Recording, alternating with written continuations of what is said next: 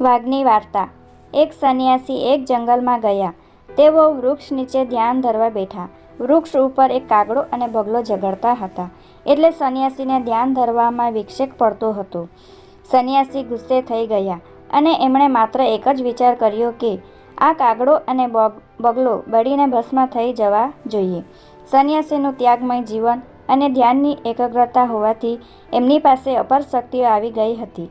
એમના આ વિચાર માત્રથી જ કાગડો અને બગલો બળીને ભસ્મ થઈ ગયા। આ જોઈને સંન્યાસીને પોતાની શક્તિ માટે અભિમાન થઈ ગયું। એક દિવસ તેઓ ગામમાં ભિક્ષા લેવા ગયા। તેમણે એક ઘરે જઈને ભિક્ષા માગી। ઘરમાં એક સ્ત્રી કામમાં વ્યસ્ત હતી। એણે સંન્યાસીને થોડી રાહ જોવા કહ્યું।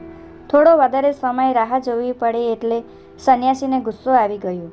પેલી સ્ત્રી ઘરમાંથી ભિક્ષા લઈને બહાર આવી।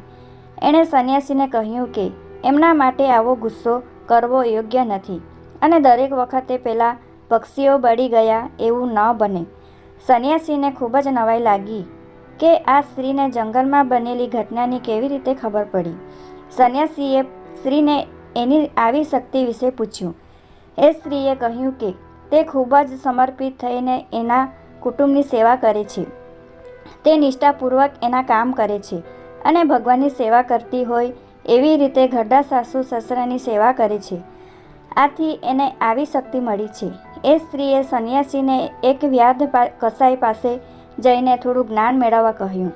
સંન્યાસીને એક કસાઈ પાસે જ્ઞાન લેવા માટે સંકોચ તો થયો, પરંતુ આ સ્ત્રીની શક્તિ જોઈને એમને થયું કે એણે જેની પાસે જ્ઞાન લેવાનું સૂચન કર્યું છે એ વ્યાધને મળવું તો જોઈએ।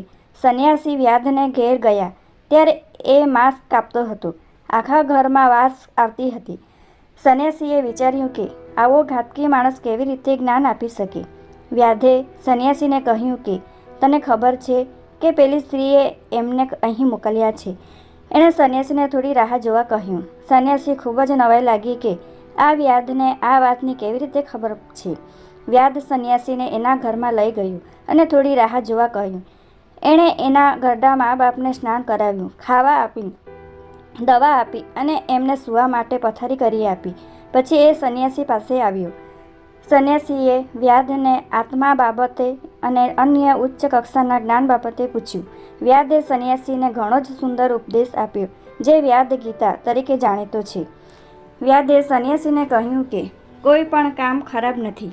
તે પોતે પોતાના આગલા જન્મમાં કર્મને લીધે આ જન્મમાં વ્યાધ કસાઈ થઈ ગયો હતો, પરંતુ એ એની ફરજ પ્રત્યે સમર્પિત હતો અને ભગવાનની જેમ એના મા બાપની સેવા કરતો હતો। પેલી સ્ત્રી પણ એની ફરજો પ્રત્યે સમર્પિત હતી। દરેક વ્યક્તિએ નિષ્ઠાપૂર્વક સમર્પિત થઈને પોતાના કાર્યો કરવા જોઈએ। આ રીતે કોઈ ગૃહસ્થ અને સંન્યાસી વચ્ચે કોઈ તફાવત નથી। એણે સંન્યાસીને સલાહ આપી કે એમણે એમના સંન્યાસ અને શક્તિઓ માટે ક્યારેય અભિમાન ન કરવું જોઈએ।